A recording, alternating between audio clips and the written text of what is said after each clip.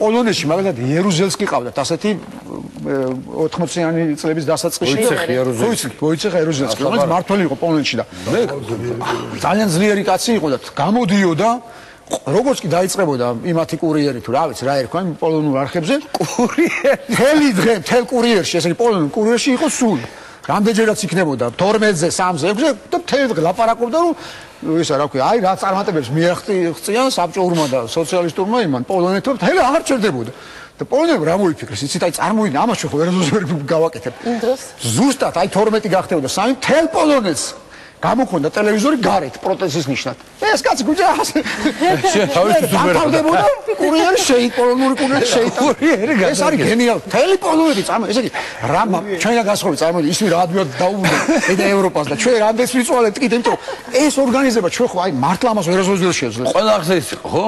ყველა ახზე გამოდიოდა, ყველა ნიუსში გამოდიოდა და იმდეს ლაპარაკობდა რომ აღარ ჭერდებოდა რომ ამას მივახციეთ, ესა ვაშენეთ, ეს გავაკეთეთ და ამ ხალხმა მარტივად არც უჩხუბიათ ჩვენსავით არაფერი. დაწყებამდე 3 წუთით ადრე. კი რომ მოახლოვდებოდა აი იმის ხმას რომ გაიგებდნენ, ნიუსები რომ იწყებოდა გაქონდა. ან დარწმუნებული